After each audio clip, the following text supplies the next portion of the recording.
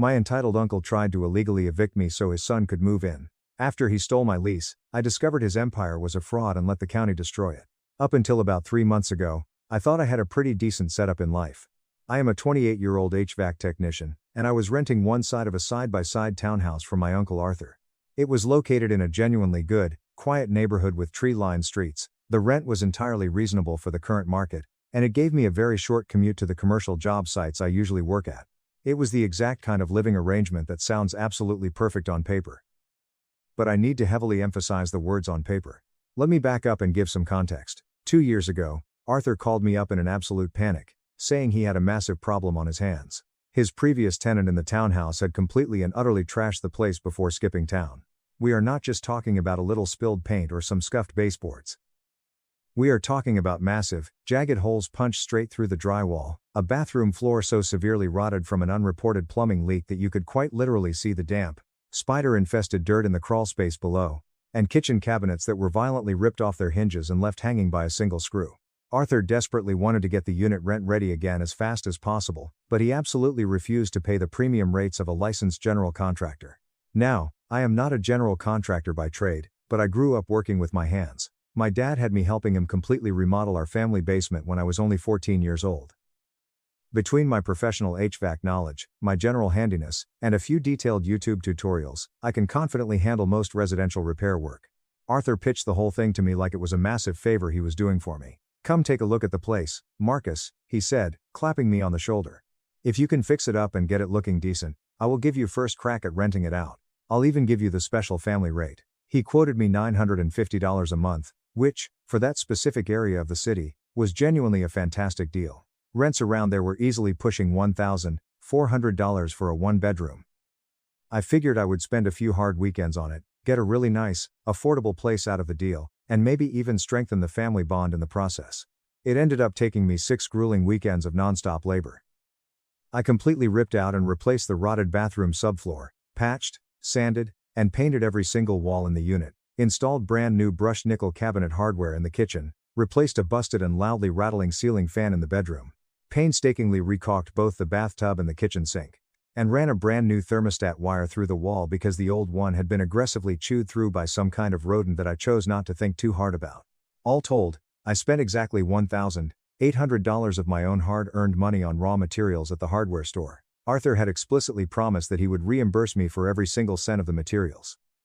He never did. Whenever I brought it up, he would change the subject or vaguely gesture to the discounted rent. I eventually let it go because I figured the artificially low rent would mathematically make up for the $1,800 within a few months anyway. I packed up my boxes and moved in. For the entire first year, things were perfectly fine. Arthur would swing by occasionally, knock politely on the front door, and chat with me on the porch for a few minutes about the weather or my job. It was completely normal, standard landlord stuff, or so I thought. Then, very slowly, things started getting incredibly weird. It began with microscopic, almost unnoticeable things. I would come home from an exhausting 10-hour shift at work and notice that things inside my home were just slightly off. A hallway closet door that I always, without fail, keep firmly closed would be hanging wide open. The digital thermostat, which I always kept programmed at a crisp 68 degrees, would mysteriously be set to 72. One time, I walked into the kitchen and found a stained coffee mug sitting in my sink. It was not my mug. When I finally mentioned it to Arthur over the phone, he didn't even hesitate. He just scoffed and brushed it off. "Oh, yeah, I stopped by yesterday afternoon to check the furnace filter," he said casually. "I didn't think you would mind." I took a deep breath and told him that while I completely understood him needing to check on the property's maintenance, I would really appreciate a simple heads-up text before he let himself inside my home. He looked at me the next time I saw him like I had just asked him to submit a formal, notarized application just to speak to me. "Marcus, I own this entire place, and you are my family.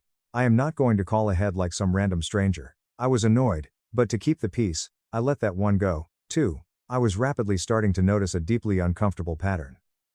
Over the next few excruciating months, his unannounced, spontaneous visits got significantly more frequent and vastly more invasive. He would just show up while I was at work, letting himself in to poke around.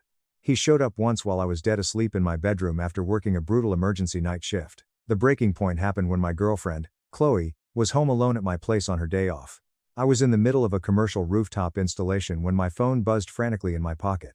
It was a text from Chloe that made my blood boil instantly. "Marcus, your uncle just unlocked the door and walked right in. I just got out of the shower. I was standing in the hallway in nothing but a towel. I called Arthur immediately, absolutely furious. His excuse? He claimed he suddenly needed to check the water heater pressure. Chloe was incredibly traumatized and furious. Neither was I willing to let this slide anymore. The following Sunday, I cornered Arthur at my mother's family barbecue. I sat him down at the patio table and tried to have a rational, calm, adult conversation about basic boundaries. I explained to him that even between blood relatives, there are fundamental tenant rights that exist for a reason. I told him that our state strictly requires at least 24 hours of written or verbal notice before a landlord can legally enter a rented unit, except in the case of a genuine, active emergency like a burst pipe or a fire. Arthur's wife, my Aunt Diane, immediately swooped in with a plate of potato salad and jumped into the conversation before he could even open his mouth to respond. "Marcus, honey, please calm down," she cooed in that condescending tone she always uses. "Arthur is not just some faceless corporate landlord. He is your uncle. He literally changed your dirty diapers when you were a baby. Are you really going to sit here and make this all about legal statutes and laws? I am making it about basic respect and human decency," I fired back, my voice rising slightly. Arthur just smugly waved his hand in the air, dismissing me entirely. All right, kid, I hear you loud and clear. I will text you first from now on." He texted first exactly twice. Then, as if the conversation had never happened, his behavior reverted right back to the way it was. Now, here is where the story gets incredibly interesting. Arthur owns 3 rental properties in total: the side-by-side townhouse where I live, a single-family house across town that has a basement unit, and a small, older 2-bedroom house located right near the local university campus. He is by no means a massive real estate mogul, but he absolutely acts like he is Donald Trump. He is constantly bragging about being a savvy property investor at every single family dinner, aggressively giving out unsolicited financial advice about building long-term equity. The man literally read one single paperback book about generating passive income in the early 2000s and somehow turned it into his entire insufferable personality. The real, catastrophic trouble started when my cousin Tyler's marriage spectacularly fell apart. Tyler is Arthur and Diane's only son, and I say this with as much love as I can muster. Tyler is a 33-year-old man who has never successfully finished a single thing he has ever started in his entire life. He has bounced through 3 entirely different college majors, launched 2 completely failed business ideas, including a disastrous drop-shipping company and a microbrewery that never brewed a single drop of beer, and now, he had a failed marriage to add to his resume. His ex-wife rightfully got to keep their apartment in the messy divorce settlement, and suddenly, Tyler desperately needed somewhere to live. I honestly didn't think much of it at first. Arthur has 3 different properties. Surely, I assumed, he would just put Tyler in one of the other units or have him move back into their sprawling suburban house. Then, one rainy Thursday evening, I came home exhausted from a massive commercial HVAC job. I pulled my truck into my driveway and immediately noticed Arthur's oversized pickup truck parked illegally out front. This was, unfortunately, not an unusual sight. But when I unlocked my front door and walked into my living room, I stopped dead in my tracks. I found Arthur and Tyler standing right in the middle of my living room. They were holding a yellow Stanley tape measure, and Tyler was actively measuring the exact dimensions of the wall where my flat-screen TV was currently mounted. Arthur was nodding enthusiastically and writing something down in a little leather-bound notebook. "Hey, Marcus," Arthur said, his voice as casual and breezy as if we had bumped into each other at a grocery store. "Just showing Tyler around the place." "Showing him around?" I repeated, my brain struggling to process the sheer audacity of the scene unfolding in front of me. "Yeah." Arthur smiled, completely oblivious to my rising anger. "He is going to be moving in here in a few weeks once he gets his stuff sorted. We figured you 2 boys could sit down and work out all the minor details." I slowly turned my gaze to Tyler, who at least had the basic human decency to look slightly awkward and uncomfortable. He awkwardly shifted his weight and stared down at the floorboards. Then I looked back at Arthur, who was beaming like he had just brilliantly solved every single problem on planet Earth. "Moving in here?" I asked, my voice dangerously low. "Into my apartment?" Arthur casually tucked his little leather notebook into his back jeans pocket. "It is not your apartment, Marcus. It is my property, and Tyler needs a place to stay right now. Family takes care of family, you know how it is." I stood there in complete silence for a very long moment. I could physically feel something shifting deep inside my chest. It wasn't just anger, exactly. It felt more like that terrifying moment when you are running a complex diagnostic test on a massive commercial cooling system, and you suddenly hear a deep, grinding sound that tells you the underlying problem is vastly bigger and more catastrophic than what the customer originally described. "We seriously need to talk about this," I said carefully, trying to keep my voice from shaking. Arthur just laughed loudly and clapped me hard on the shoulder as he walked past me toward the door. "There is absolutely nothing to talk about, kid. I'll give you a generous 30 days to pack up and get out. That is more than fair for family. He walked out the front door into the rain. Tyler quickly followed close behind him, pathetically mumbling something under his breath about how he really appreciated me being so cool about the whole thing. I wasn't being cool about it, I was being completely quiet. There is a massive difference between the two. That night, I sat alone in the dark on my couch, the very same couch in the living room that I had painstakingly rebuilt with my own 2 blistered hands, and I called Chloe. I told her every single detail of what had just happened. When I finally finished speaking, there was a long, heavy pause on the other end of the line. "Marcus," she said, her voice tight with anxiety, "I really need to tell you something. I didn't want to bring this up before because I thought I was just being paranoid, but last week, when your uncle let himself in while you were at work, I was in the spare room organizing the green hanging folders in your filing cabinet. After he finally left the house, I noticed that he had gone directly through the bottom drawer, the specific drawer where you keep all your important legal paperwork and your lease." My stomach completely dropped. "What do you mean?" "The green folder labeled townhouse was facing the wrong direction," she explained rapidly. "I opened the drawer to fix it. Marcus, I looked inside. And?" I prompted, my heart pounding against my ribs. "The folder was completely empty. Your signed copy of the lease is gone." I sat there and stared blankly at the wall for a solid 5 minutes after hanging up the phone. Then, I did what any rational, panicked person would do. I systematically tore apart every single drawer, every cabinet, every box, and every file folder I owned. I spent 2 hours ripping my home apart. Nothing. The lease was entirely gone. Now, here is the crucial piece of information. When I first moved into this unit 2 years ago, Arthur had casually handed me a very basic, single-page lease agreement. It was incredibly bare bones. It stated the agreement was month to month, the rent was exactly $950 per month, and the tenant was fully responsible for all utilities. There was absolutely no mention of legal notice requirements for entry, no move-out terms, and nothing outlining who covers what specific costs if something major breaks. I had signed it, he had signed it, and I had immediately stuck my copy directly into that specific green folder. The original copy was, according to Arthur, safely stored at his office, which, as far as I could tell from family gossip, meant it was shoved into a damp cardboard box sitting in his cluttered garage. And now, my only physical proof of the agreement was gone, blatantly stolen from my private filing cabinet by my own uncle. I immediately called Chloe back, my hands shaking with rage. "The lease is completely gone. He took it. I'm totally screwed," I said, my voice cracking. There was a brief pause. "Marcus, honey, take a deep breath. You know exactly what I do for a living, right?" Chloe works as a senior legal assistant at a prominent downtown law firm that handles, among many other things, complex real estate and landlord-tenant disputes. I had always sort of filed her job away in my brain as a fun coincidence. It was rapidly about to become the single most relevant and powerful fact of my entire life. "Pull up our state's tenant protection statutes on your laptop right now," she instructed, her voice dropping into a strictly professional tone. "Even without a physical, written lease in your hands, you still have massive legal rights. A month-to-month tenancy absolutely does not mean he can just boot you out onto the street on a whim because his son is a failure. Our state strictly requires proper, formal 30-day written notice, served legally. Furthermore, he still legally cannot enter the premises without 24 hours of written notice, except in genuine, life-threatening emergencies. None of this checking the water heater pressure nonsense counts in the eyes of the law." "But what about the lease being physically gone?" I asked, pacing the floorboards. "It only helps him if there is ever a dispute about what specific terms you initially agreed to, like pet deposits or lawn care," she explained patiently. "But it absolutely does not erase your legal tenancy. You have been paying him $950 every single month. You have 2 solid years of detailed bank records and cash checks. You have his texts acknowledging your rent. You have been living there continuously for 24 months, receiving mail, and paying the water bill. That is an ironclad, legally established tenancy. Stealing a piece of paper from your cabinet doesn't magically undo the law."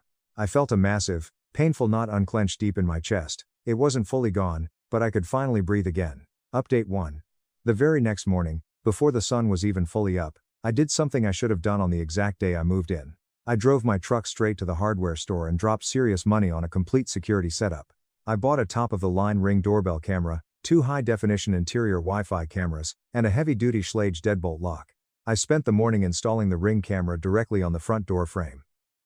I strategically hid one interior camera in the living room facing the main entryway, and the second one in the hallway pointing directly at the bedroom doors. Then, I completely removed Arthur's old lock and installed the new deadbolt.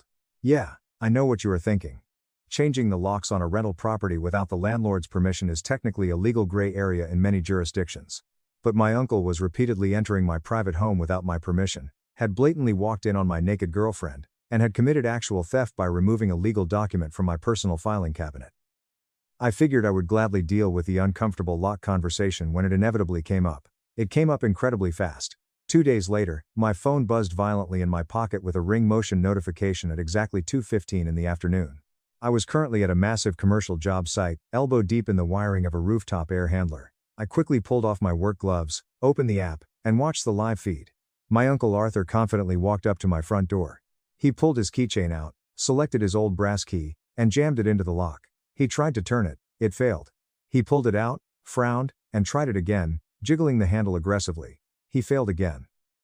I watched via the HD feed as he stood there on my porch, glaring at the shiny new Schlage deadbolt like it had just personally insulted his entire bloodline. He pounded his fist heavily on the door. Nobody answered because nobody was home. He pounded again, harder this time. Then, he angrily pulled his smartphone out of his pocket and called me. I stared at the incoming call screen, and let it ring all the way through to my voicemail. He immediately called again. I let that one go, too. Then came the furious text message. Did you change the damn locks on my house? Call me back right now, Marcus. I didn't call him back. I calmly finished my shift, drove home, took a long, hot shower, ate a full dinner, and finally called him back at exactly 7 p.m. Arthur, I said calmly when he picked up. Hey, I saw on my new camera that you stopped by earlier today. You changed my locks, Marcus. He practically growled into the receiver. I changed the locks on my rented unit, yes, I replied, keeping my tone perfectly even. That is my home. I have a fundamental right to feel secure in my own home, especially after recent events. There was a heavy, suffocating silence on the line that crackled with something genuinely ugly. Then Arthur spoke, his voice dripping with venom and forced patience. Listen to me very carefully, boy. I am your landlord, and I am your family. I can enter that property whenever the hell I want to. That is how this arrangement works. That is actually not how the law works, Arthur. You think you are going to lecture me about my own damn property? He exploded. I have been doing this real estate game for 15 years, Marcus, 15 years. Not one single tenant has ever dared to pull this kind of disrespectful garbage with me. I almost said something snarky about how his other tenants probably never complained because they were either family members he financially abused or people too exhausted to deal with his relentless bullying, but I bit my tongue and kept my mouth shut. Instead, I simply said, I am not trying to disrespect you, I am simply asking for the legally required 24 hours of notice before you enter my home. That is the law.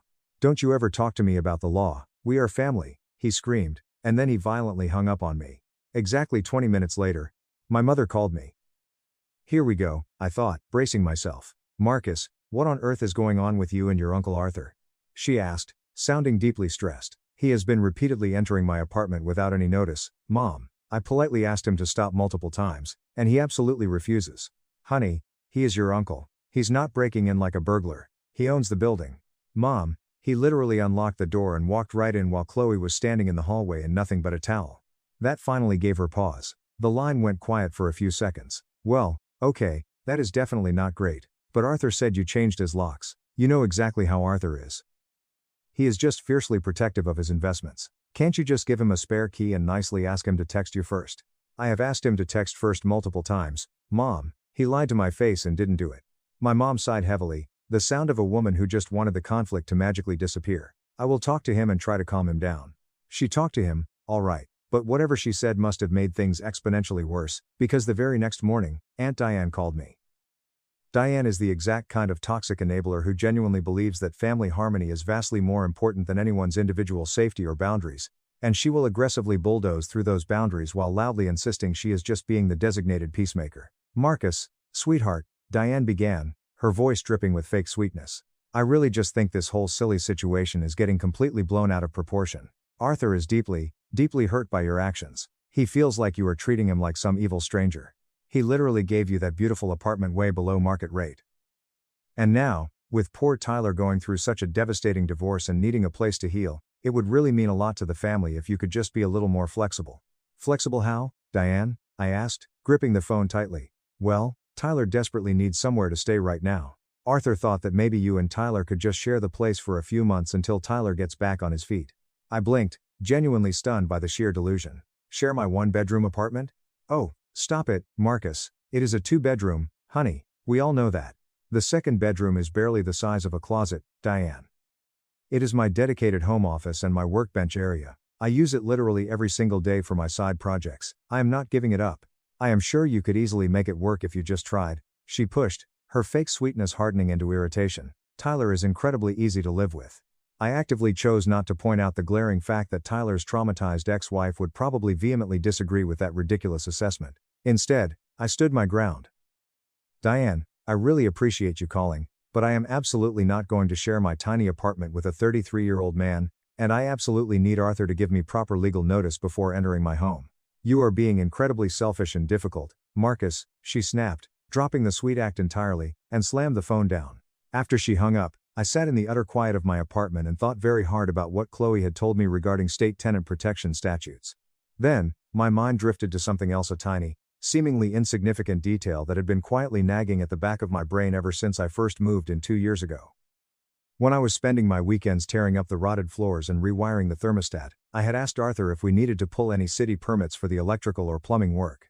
Don't even bother pulling permits, kid. Arthur had confidently assured me at the time. It's all just minor cosmetic stuff. There is absolutely no need to involve the greedy city inspectors and pay their ridiculous fees. At 26 years old, I hadn't thought twice about it. Replacing rotted subflooring and running new electrical wire is definitely not just cosmetic, but I didn't want to argue with my uncle who was supposedly doing me a massive favor. Now, sitting in my living room with a stolen lease and a looming illegal eviction, I was intensely curious. That following Monday, I used my lunch break to drive straight down to the massive concrete county building department in the center of the city. I walked up to the clerk's window and politely asked to view the public zoning and permit records for Arthur's side-by-side townhouse property. The clerk typed the address into her ancient computer, printed out a thick stack of papers, and handed them to me over the counter. I sat down on a wooden bench in the hallway and slowly read through the documents. I saw exactly what I was expecting to see, and also something I absolutely wasn't.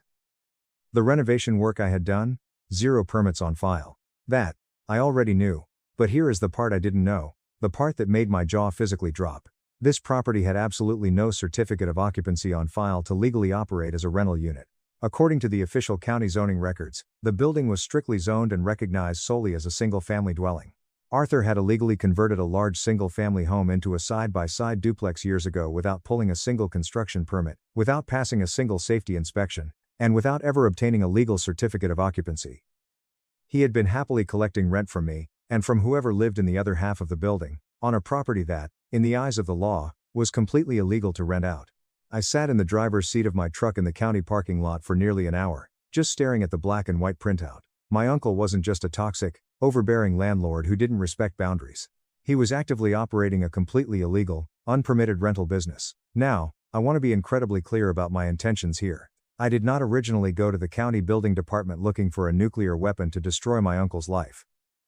I went because my gut told me something was deeply wrong, and I just wanted to fully understand the legal reality of my own living situation. But once I had that stamped county printout securely in my hands, the entire chessboard flipped. I was no longer just a frustrated nephew dealing with a boundary-stomping relative. I was living in a residential unit that legally did not exist. Every single dollar of rent Arthur had ever collected from me, from the guy next door, and likely from his other tenants across the city, was built on a foundation of massive, unchecked fraud. I didn't do anything reckless with that explosive information right away. I drove home, made myself a sandwich, and called Chloe. I read the entire county printout to her, word for word. Marcus, she said the absolute second I finished reading. Do not say a single word about this to him. Do not confront him. I wasn't planning on it, I replied. Good, because right now, you hold all the cards, and he has no idea you are even playing the game. This is massive leverage. The absolute second you wave this paperwork in his arrogant face, he will immediately scramble to cover his tracks. He'll try to bribe inspectors, apply for retroactive permits, or legally claim ignorance. You need to meticulously document every single violation before he has a chance to spin his web of lies. This is exactly why I love Chloe. Not just because she has the sharp mind of a legal professional, but because she thinks with crystal clarity when I am way too emotionally close to a situation to see straight. So, I started documenting. Quietly, methodically, and ruthlessly, the exact same way I trace a microscopic refrigerant leak in a massive industrial cooling tower. You don't just look where the immediate problem seems obvious, you pressure test the entire damn system. First, I secured the Ring camera footage. I set up a secure, encrypted cloud folder and started saving every single motion notification clip. Over the next 3 weeks, Arthur showed up at my front door unannounced exactly 7 times while I was at work. 7 times in 21 days. I watched the HD footage of him trying his old brass key each time, standing there visibly furious when it didn't turn, and storming off. Twice, the cameras caught him walking around to the back of the building and aggressively rattling the handle on my rear patio door. One afternoon, he actually brought an aluminum stepladder from his truck and I watched him press his face against the glass, peering deeply through my kitchen window like a total creep. I saved every single clip, timestamped them, and organized them chronologically in the folder. Second, I compiled the text messages. I scrolled back through my entire 2-year text history with Arthur. Every single, stopped by to check on things, message, every, let myself in, everything looks fine, text, every single, no need to call ahead, we're family. Exchange. I took high-resolution screenshots of everything and backed them up. Third, and most importantly, I finally went and talked to Mr. Henderson. Mr. Henderson is the tenant who lives in the other half of the illegal duplex. He is a retired city transit driver in his late 60s, a very quiet, incredibly friendly man who spends his days keeping his side of the yard absolutely immaculate. We had always gotten along perfectly fine, but we had never really spoken much beyond polite waves from our respective driveways. I knocked on Mr. Henderson's door early one Saturday morning. He offered me a glass of lemonade on his porch. After some small talk, I gently asked him if Arthur had ever entered his unit without giving him prior notice. Mr. Henderson let out a dry, humorless laugh that sounded like sandpaper. "Son," he sighed, shaking his head. "The very first year I lived in this place, that arrogant man unlocked my front door and walked right into my living room while me and my late wife were sitting on the couch watching Jeopardy in our bathrobes. It was 9 o'clock at night. He claimed he desperately needed to check the batteries in the smoke detectors. We were terrified. It turns out, Mr. Henderson had been dealing with Arthur's suffocating abuse for over 4 long years. Constant unannounced entries, zero maintenance response when things actually broke down, and general disrespect. And then Mr. Henderson dropped a massive piece of new information on me. Arthur had illegally raised Mr. Henderson's rent twice in the last 2 years with absolutely zero written notice. He just showed up on the porch one day and verbally demanded a higher number. I never pushed back against him, Mr. Henderson admitted, looking down at his worn hands. I just didn't want the hassle or the conflict. I figure I am way too old to be fighting legal battles in court. Mr. Henderson, I said softly, what if the legal battle came to you, and you didn't have to lift a finger? Would you be willing to write down a formal statement of what has happened? Dates, times, anything you can clearly remember? He looked at me for a very long moment, his eyes studying my face. Then, he slowly nodded. I will do you one much better than a statement, Marcus. My wife, Patricia, God rest her soul, was a meticulous woman. She kept a daily planner calendar hanging in the kitchen. She actively marked down every single time Arthur showed up unannounced and let himself in. She used to jokingly call them Arthur days. There is a whole lot of them. Patricia had sadly passed away 2 years ago from cancer, but Mr. Henderson still had her old calendars carefully preserved in a box in his closet. He brought them out. 3 solid years of beautifully marked up wall calendars, absolutely covered in little red X's on every single day Arthur had shown up uninvited to harass them. It was a meticulous, devastating paper trail of landlord abuse. Mr. Henderson graciously allowed me to photograph every single page. Meanwhile, I kept my head down and played my part perfectly. I continued paying my $950 rent exactly on time every month, exclusively by personal check, explicitly writing rent for Unit A in the memo line so there was an undeniable financial paper trail. I remained perfectly polite and friendly at mandatory family gatherings. I smiled through my teeth. I even casually asked Tyler how his apartment search was going. Tyler, who had made absolutely zero effort to actually look for his own place because he was fully expecting to just slide into my apartment, would just aggressively roll his eyes and mumble something about how Dad is handling all the logistics. Yeah, Dad was definitely handling it. About 4 weeks after my initial eye-opening visit to the county building department, I made a second trip downtown. This time, I went straight to the clerk of courts and the tax assessor's office. I pulled the complete property and tax records for all 3 of Arthur's rental properties. I desperately needed to know if the illegal duplex was just an isolated, lazy mistake, or if it was his standard operating procedure. It was a massive, calculated pattern. The single-family house across town? Arthur had illegally converted the dark, damp basement into a separate rental unit. Once again, there were absolutely no permits pulled, no secondary emergency egress windows installed, and no certificate of occupancy on file. He had been dangerously renting that fire-trap basement out to desperate college students for nearly a decade. The older 2-bedroom house near the university campus? That one, surprisingly, actually was a legally registered rental property. However, the official county property tax records clearly showed that Arthur had been actively claiming a homestead exemption on it for the past 8 years. For those who don't know, A homestead exemption is a massive tax break you can only legally claim if you are explicitly telling the county government that the property is your primary, personal residence. Arthur did not live there. He lived in a massive, 4-bedroom McMansion in the wealthy suburbs with Diane and his deadbeat son. I am not a certified public accountant, and I am certainly not a lawyer. But even I could clearly see the devastating reality. Arthur had built his entire arrogant property investor identity on a towering stack of severe code violations and blatant tax fraud. And he had gotten away with it for 15 years because he was so overwhelmingly confident that he never imagined anyone would ever dare to look into it. Why would they? His tenants were either easily manipulated family members who felt culturally obligated to keep quiet, or vulnerable elderly people like Mr. Henderson who were terrified of the confrontation. During this intense fact-finding stretch, Arthur kept aggressively turning up the heat about Tyler moving in. At a loud Sunday dinner at my mother's house, he brought the eviction up in front of the entire extended family. "Marcus, I have been more than patient about this whole situation," Arthur announced loudly, tapping his fork against his plate. "Tyler really needs that apartment to get his life back on track. You have had plenty of time to find somewhere else to live. You need to be out." I calmly looked around the dining room table. My mother was staring intently down at her mashed potatoes, refusing to make eye contact. Diane was nodding vigorously, looking at Arthur like he was preaching a holy sermon. Tyler was just scrolling mindlessly on his iPhone, completely checked out. "I haven't agreed to move out, Arthur," I said evenly, taking a sip of my water. Arthur scoffed loudly. "It is not really up to you, is it, kid? I own the building." "You do own the building," I agreed smoothly. "And I am a legally established tenant with explicit rights under state law." Arthur's jaw tightened dangerously, his face flushing bright red. "Do not start with that legal garbage again. This is a private family matter." "I completely agree," I replied calmly. "And I would absolutely love to handle it like family. But family doesn't illegally enter each other's homes without permission, and family certainly doesn't aggressively push each other out onto the street to make room for someone else." Diane immediately reached out and put her manicured hand on Arthur's arm. "Marcus, honey, please. Tyler is going through the absolute hardest time of his entire life right now with this horrible divorce. I am genuinely sorry about his divorce, Diane. I really am," I said, looking directly at Tyler, who finally looked up from his phone. "But his hard time does not magically cancel out my legal lease." "What lease?" Arthur suddenly barked, a vicious, triumphant smirk spreading across his face. The corner of his mouth twitched with barely contained glee. "You don't have a lease, Marcus." He said it like he was slamming down the ultimate trump card. He said it like the fact that my paper copy had magically vanished from my private filing cabinet meant my entire legal tenancy had vanished into thin air, too. I watched his smug face and realized something incredibly cold and clear. He absolutely took it. He knew exactly what he was doing when he rummaged through my files, and right now, sitting at this table, he genuinely believed he had already won the war. "You know what, Arthur? You are completely right," I said, offering him a tight, chilling smile. "I don't seem to have a copy of that lease anymore." Arthur let out a loud bark of laughter and settled back comfortably into his dining chair, looking incredibly satisfied with himself. Update 2.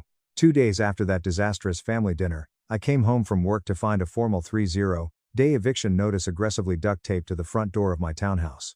I peeled it off and read it in my kitchen. It was genuinely laughable. It wasn't typed. It wasn't notarized. It wasn't printed on proper legal letterhead. It was literally written in Arthur's messy handwriting on a piece of torn, yellow loose-leaf notebook paper. It simply stated that I had exactly 30 days to vacate his personal property, and that failure to leave would result in immediate legal action and removal by law enforcement. It cited absolutely zero state statutes. Legally speaking, the piece of paper I was holding was about as enforceable as a child's grocery list. But Arthur, with all his massive ego and zero actual legal knowledge, didn't know that. He was standing proudly in his driveway across the street the next morning when I left for work. He stood there with his arms crossed over his chest, smirking at me like a grandmaster who had just checkmated his foolish nephew. 30 days, Marcus. He yelled across the asphalt. The clock is officially ticking. I just gave him a polite nod, climbed into my work truck, and drove away. He genuinely thought the game was over. He had no idea the game was just starting. I want to tell you that I had some cinematic, dramatic moment where I stood in front of a bathroom mirror, splashed cold water on my face, and vowed vengeance to take my evil uncle down. That didn't happen. What actually happened was much colder. I sat down at my kitchen table with a hot cup of black coffee and a fresh legal pad, and I methodically wrote out every single thing I knew, every piece of evidence I had collected, and every step I needed to take. Working in commercial HVAC teaches you a fundamental truth that applies to pretty much every complex situation in life. When a massive system is failing, it is almost never just one single thing that breaks. It is a cascading chain of failures. One bad, neglected component stresses another, which overloads a third, and eventually, the entire multi-million-dollar system goes down in flames. The fix isn't dramatic screaming. The fix is methodical. You identify every single failure point, you address them in precise order, and you let the system do exactly what systems do. Arthur's entire life was a system built on massive failure points. I took 2 full days off from work. On day 1, Chloe set up a meeting for me with Evelyn, a senior tenant rights attorney at her law firm. Evelyn had the exhausted, sharp energy of a woman who had seen every single horrible version of this exact story and was profoundly, deeply tired of abusive landlords. I sat in her plush office and laid everything out on her mahogany desk. The Ring camera footage of the unauthorized entries, the massive folder of text messages, the photos of Mr. Henderson's Arthur Days calendars, the pathetic handwritten eviction notice on yellow paper, the stunning county printouts proving the missing certificates of occupancy, the unpermitted conversions, and the massive homestead exemption tax fraud. Evelyn listened to my entire presentation without interrupting once. When I finally finished speaking, she took off her reading glasses, took a very slow, deep breath, and looked at me. "Your uncle has been running this circus for how long?" she asked. "At least 15 years, based on what he brags about. Nobody has ever reported him because he exclusively rents to submissive family members or elderly people who don't want to push back." Evelyn nodded slowly. "All right, Marcus, here is exactly what we are looking at. The unauthorized entries alone are a massive, slam-dunk violation of state tenant protection statutes. You have multiple documented violations based on your HD camera footage and texts. The handwritten eviction notice he taped to your door is completely invalid on at least 3 different legal grounds: improper legal form, improper service, and blatant retaliatory eviction. Since you have recently made documented complaints about his illegal entry practices, even if he managed to figure out how to file a proper eviction, any judge in this county would immediately toss it out as retaliation." She paused and tapped a manicured finger on the county zoning documents. "But this, the certificate of occupancy issue and the tax fraud, that is an entirely different category of destruction. He has been illegally collecting rent on an unpermitted unit for years. That opens him up to massive code enforcement action, colossal daily fines, and potentially being legally forced to return every single dime of rent he collected while the unit was non-compliant. And that applies to your unit, and his other properties if they share the same issues." "They do," I confirmed. Evelyn looked at me over the rim of her glasses. "All of them?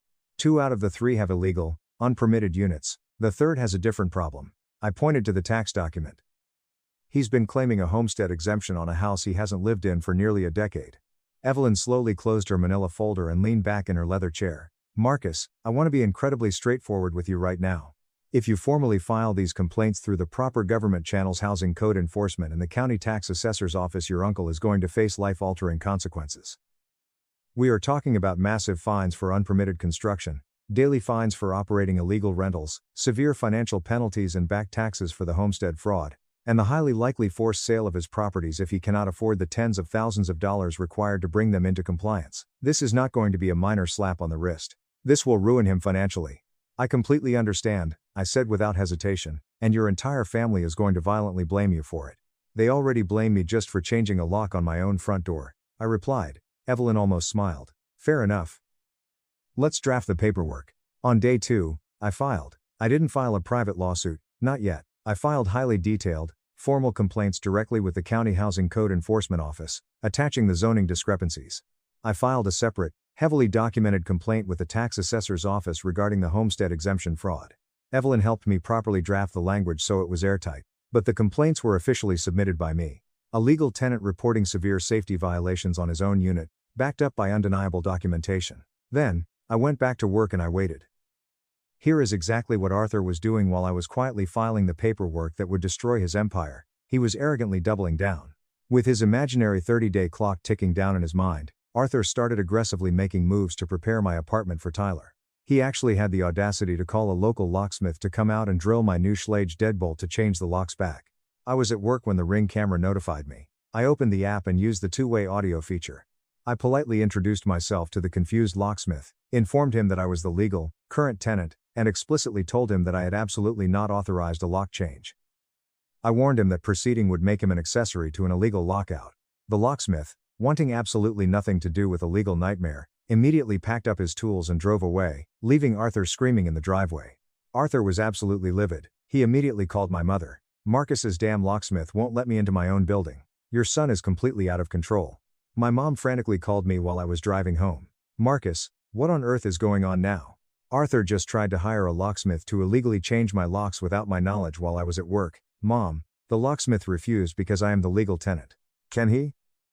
Can he do that? Can you legally stop him? She asked, sounding incredibly confused. Mom, he legally cannot change the locks on an occupied residential unit to lock out a paying tenant. That is quite literally called an illegal lockout. It is a crime.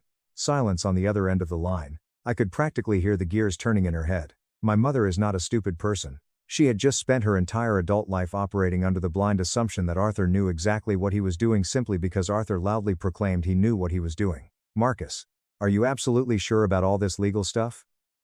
Arthur swears up and down he is totally within his rights as the owner.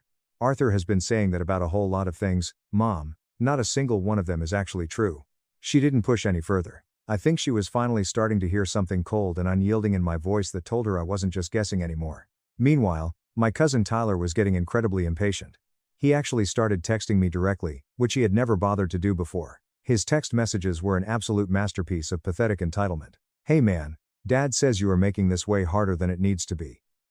I just really need a place to crash for a few months to clear my head. Can you just be cool about it? I get that you are comfortable there, but I am literally going through a devastating divorce right now. Have some basic empathy. Dad is going to handle this situation one way or another, so you might as well just make it easy on yourself and leave quietly. I didn't respond to a single one of his texts, I just screenshotted all of them and added them to the digital folder. The magical 30-day mark finally came and went. I didn't pack a single box. I didn't move an inch. Arthur didn't file any official eviction paperwork with the county court because, exactly as Evelyn had predicted, he didn't actually know how to legally file a proper eviction. He had successfully been landlording for 15 years purely by bullying vulnerable tenants into fearful compliance. He had never once had to navigate the actual legal system because nobody had ever forced him to. On day 31, Arthur showed up at my front door. He actually knocked this time, which was a refreshing change of pace. I opened the door. Marcus, it has been 30 days, he demanded, crossing his arms. I know, I replied calmly. You need to leave right now. I am not leaving, Arthur. His face rapidly cycled through several intense expressions in quick succession. Extreme confusion, burning anger, and then, a tiny flicker of something I had never once seen from him before, pure uncertainty. Then I will have the sheriff come and physically remove you, he threatened, though his voice lacked its usual booming confidence. You can certainly try, I smiled, but I would highly recommend talking to a real lawyer before you do that. I don't need a damn lawyer to manage my own private property. You might really need a lawyer for what is coming, I said softly. He stared at me, his eyes narrowing. What the hell is that supposed to mean? I didn't answer him. I wasn't trying to be overly dramatic. I just didn't have anything else to say that wouldn't tip my hand too early. Arthur glared at me, turned around, and stomped back to his truck. He peeled out of the driveway, his tires screeching on the asphalt, which felt very on brand for his emotional maturity. Exactly 3 days later, a plain white county sedan pulled up to the curb outside the duplex. A man and a woman stepped out. The man was holding a thick metal clipboard, and the woman had a digital camera hanging around her neck. They were both wearing bright blue lanyards identifying them as county housing code enforcement officers. They knocked on Mr. Henderson's side of the building first. Mr. Henderson politely answered the door, smiled warmly, and immediately pointed them directly toward my unit. They walked over and knocked on my door. Are you Marcus? The man asked professionally. I am. We are from the County Housing Code Enforcement Office. We received a highly detailed complaint regarding severe zoning and safety violations at this property, and we are here to conduct a full compliance inspection. From across the street, I saw Arthur's oversized truck aggressively pull around the corner. He must have received the automated notification from the county office in the mail that morning. He parked his truck crookedly against the curb, leaving the door wide open, and literally jogged toward us, already yelling before his feet hit the driveway. Hey, what the hell is going on here? Arthur shouted, his face red and sweaty. This is my private property, nobody called me to authorize any kind of inspection. The lead code enforcement officer calmly turned to face him, completely unfazed by the screaming. Are you the registered property owner? I am Arthur Mitchell, and I absolutely was not properly notified about this. Mr. Mitchell, the officer said in a flat, bureaucratic tone. We mailed a formal notice of inspection to the primary address on file exactly 5 business days ago. We are here today to thoroughly inspect this property in direct response to a credible complaint regarding massive unpermitted construction, severe fire code violations, and occupancy without a legal certificate. I watched Arthur's face closely. I have seen that exact expression before. I see it on the faces of wealthy commercial clients when I have to tell them that their massive rooftop HVAC unit needs a full $40,000 system replacement, and they suddenly realize their warranty expired last month. The blood completely drained from his face, leaving him a sickly, pale white. There must be some kind of clerical mistake. Arthur stammered, his booming voice suddenly shrinking into a pathetic croak. This building has always been a duplex. I bought it like this. The inspector looked down at his clipboard, flipped a page, and adjusted his glasses. According to the official county tax and zoning records, Mr. Mitchell, this property is strictly zoned and permitted exclusively as a single-family dwelling. There is absolutely no record of a legal conversion permit, no architectural plans on file, and no certificate of occupancy for a secondary rental unit. Arthur opened his mouth to speak, but absolutely nothing came out. He looked like a fish suffocating on a dock. The inspector looked over at me, then back at Arthur. We will need full interior access to both units immediately. Mr. Mitchell, do you have the time to walk us through the property right now, or should we proceed with the tenant's permission? Arthur stood there on the cracked concrete sidewalk in front of the duplex he had been illegally collecting rent on for over a decade. And for the very first time in my entire 28 years of life, I saw my arrogant, overbearing uncle with absolutely nothing to say. The full inspection took just over 2 hours. They were 2 very thorough, incredibly uncomfortable hours. The code enforcement team methodically walked through both units, taking hundreds of photos and making constant notes on their clipboards. They found every single thing I expected them to find, and a few terrifying things I didn't. The duplex conversion was completely illegal and unpermitted. The thin drywall separating my unit from Mr. Henderson's absolutely did not meet the mandatory commercial fire code ratings. There was zero secondary emergency egress window in Mr. Henderson's bedroom in the event of a fire. Then they opened the main electrical panel in the Bigorton fangs, and things got incredibly serious. Arthur had apparently added an illegal electrical subpanel himself years ago to split the power circuits between the 2 units so he wouldn't have to pay a licensed electrician. The wiring was a chaotic, tangled nightmare of exposed copper and overloaded breakers. In the inspector's exact words, it was a catastrophic fire hazard waiting to ignite. They also formally documented that the primary water heater serving my unit was drastically undersized for the total square footage. The bathroom exhaust fan I had replaced was illegally venting moisture directly into the enclosed attic, instead of outside, creating a massive hidden mold hazard. And every single smoke detector in the building was the wrong specific type for a multifamily dwelling. These were all massive safety issues I might have caught earlier if I had been looking at the building with my professional HVAC technician eye instead of my naive, trusting nephew eye. But that is the dangerous thing about trusting family. You don't inspect the gift horse's teeth until it bites you.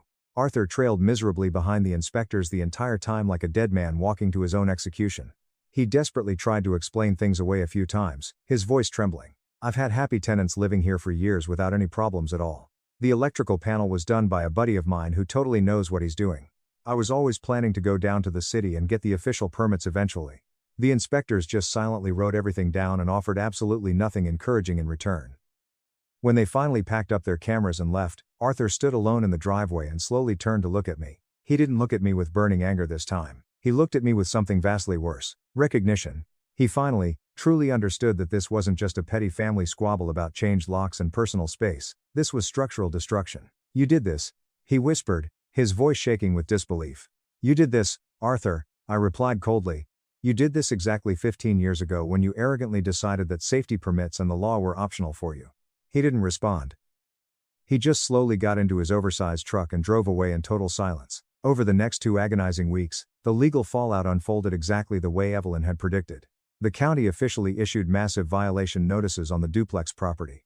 Arthur was legally given exactly 90 days to either bring the entire property into full code compliance, which would require pulling expensive architectural plans, hiring licensed union electricians, ripping out walls to install fire blocking, installing new egress windows, and formally applying for a certificate of occupancy, or immediately cease using the building as a rental property entirely. The official estimated cost from the licensed contractors Arthur desperately called to bring the duplex into legal compliance: somewhere between $55,000 and $75,000. For context, my total rent paid over 2 full years was exactly $22,800.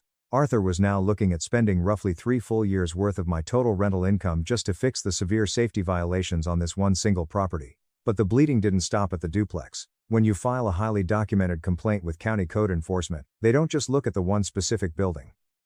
If there is documented reason to believe a property owner has a systemic pattern of safety violations, they can, and in this specific case, absolutely did inspect the owner's entire real estate portfolio. The single-family house across town with the basement unit got immediately flagged and rated by inspectors, too.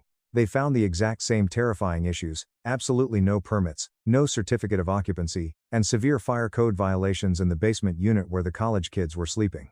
Simultaneously, The county forwarded the homestead exemption discrepancy to the tax assessor's office, which immediately opened a massive, formal fraud investigation into Arthur's finances. Arthur was now facing severe code violations on 2 separate properties, massive daily fines for years of unpermitted, illegal rentals, and a devastating tax fraud inquiry, all at the exact same time. And all of this happened purely because he couldn't stop arrogantly walking into my private apartment without knocking. I know exactly how this story sounds to an outsider. It sounds like I went completely nuclear and destroyed a man's life over a simple boundary issue. But here is the undeniable truth: I did not create a single one of these massive problems. Every single structural violation, every bad wire, every missing permit, and every tax lie existed long before I ever filed that complaint. Arthur had spent 15 years building a massive, fragile house of cards, and then he had the absolute audacity to get offended when I simply pointed out that there was no foundation underneath it. The family response was exactly as chaotic as you would expect. Aunt Diane called me hysterically crying. "You have completely destroyed this entire family, Marcus. Arthur hasn't slept in days. The fines are enormous. He is talking about having to sell everything to avoid bankruptcy." "Are you finally happy now?" "I am not happy about any of this, Diane," I replied evenly. But Arthur was actively operating illegal, dangerous rentals. People were literally sleeping in units that weren't up to basic fire code. Mr. Henderson's unit had absolutely no secondary egress window. If there had been an electrical fire in that illegal sub-panel, he would have burned alive in his bed. "Don't you dare try to make this about safety," she shrieked. "This is entirely about you being a vindictive, hateful brat because Arthur just asked you to help your cousin." I didn't bother arguing with her. You cannot use logic to reason someone out of a position that they didn't use logic to get themselves into. I hung up the phone. Tyler texted me one last pathetic time. "Thanks for absolutely nothing, man. Enjoy ruining lives. Real family move." I didn't respond. I just blocked his number. The only person in the family who actually surprised me was my mother. She came over to my apartment about a week after the massive inspections. She sat quietly at my kitchen table, nursing a cup of tea, and looked around at the walls I had painstakingly painted, the floors I had fixed, the home I had built with my own hands inside a building my uncle treated like a disposable chess piece. "I went over and talked to Mr. Henderson's daughter yesterday," she finally said, her voice quiet. She told me all about her mother's calendars, about all the times Arthur just let himself in to harass them. "Yeah," I nodded. "She also told me about the illegal electrical panel," Mom continued, looking down at her hands. "She said her father had been smelling something faintly burning near the living room wall for months. He told Arthur about it, and Arthur just kept telling him it was absolutely nothing and to ignore it." I felt a cold chill run down my spine. I hadn't actually known that specific detail. A faulty, overloaded, unpermitted sub-panel can absolutely cause a massive electrical wall fire. Mr. Henderson had literally been living next to a ticking time bomb just because Arthur was too cheap and arrogant to pay for licensed electrical work. Mom was quiet for a long time. Then, she looked up at me with tears in her eyes. "I have spent years telling myself that Arthur just has very strong, old-school opinions about how he runs his business. But this isn't about having strong opinions. This is about maliciously cutting corners on people's literal lives and safety because he genuinely thinks he is completely above the rules." "Yeah, Mom. It really is. I am so deeply sorry that I made you feel like you were the problem in all of this," she whispered. That meant significantly more to me than I ever expected it to. Here is exactly where things stand right now. It has been about 4 months since the county inspections tore Arthur's life apart. Arthur was officially forced to sell the side-by-side townhouse. He absolutely could not afford the massive $75,000 compliance construction costs on top of the mounting county fines, and the legal fees from his other properties were rapidly draining his bank accounts dry. The house sold at a slight loss to a legitimate real estate developer who is actually planning to do the duplex conversion properly, with permits and union labor. Mr. Henderson received a very generous, legally mandated relocation payment from Arthur as part of the forced eviction process. Last I heard, he used the money to move into a beautiful in-law suite with his daughter's family out in the suburbs, which he actually seems incredibly happy about. He mailed me a nice thank you card last week. It just said, "Thanks for the push, son. Enjoy the peace." Arthur's dangerous basement rental across town was permanently shut down and red-tagged by the city. The tenants, 2 terrified college kids, were given 60 days to relocate and were directed to city tenant assistance resources, which Arthur was legally forced to pay for. Arthur faced colossal fines from the county housing department and severe financial penalties from the tax assessor's office for a decade of homestead exemption fraud. I don't know the exact dollar amount he had to pay, but based on what Evelyn confidently told me, the combined financial cost across all 3 properties was utterly devastating. It easily wiped out years and years' worth of his precious passive rental income. Tyler eventually found his own apartment. A regular, small apartment with a regular, corporate landlord, and a regular, legally binding lease. Imagine that. He actually has to pay market rent now. Arthur and I do not speak at all anymore. He made that choice at the family barbecue, and I am incredibly comfortable with the silence. Diane occasionally sends my mother long, unhinged, passive-aggressive text messages about how the family dynamic will never, ever be the same, which is entirely true, but absolutely not for the reasons she thinks it is. Chloe and I officially moved in together. We found a beautiful, spacious 2-bedroom apartment across town. We signed a proper, legally binding lease with a proper, professional property management company.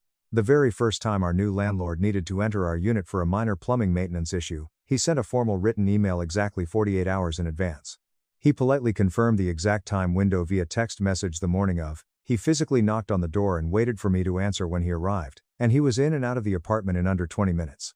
I stood in my new living room after he left, the door locked securely behind him, and I suddenly realized that my heart was racing and my palms were sweating.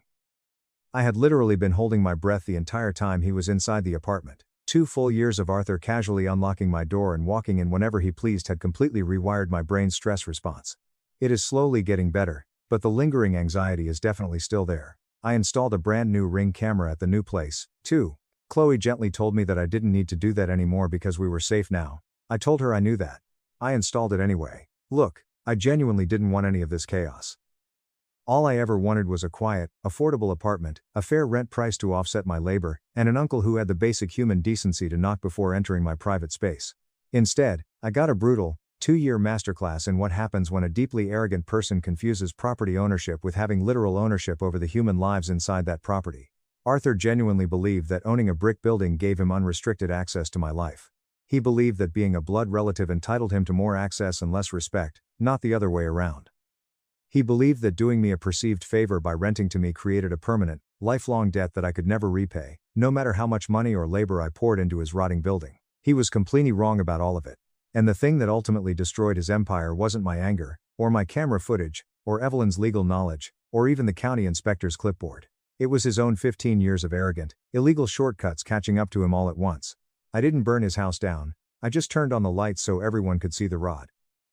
To anyone out there reading this long story who is currently dealing with a similar, suffocating situation, a landlord who absolutely refuses to respect your basic boundaries, whether they are your blood family or a total stranger, document absolutely everything. Buy the cameras. Save the texts. Know your state's tenant rights. And do not ever let anyone manipulate you into believing that just because they are family, you don't deserve a locked door and 24 hours of notice. Your home is your home.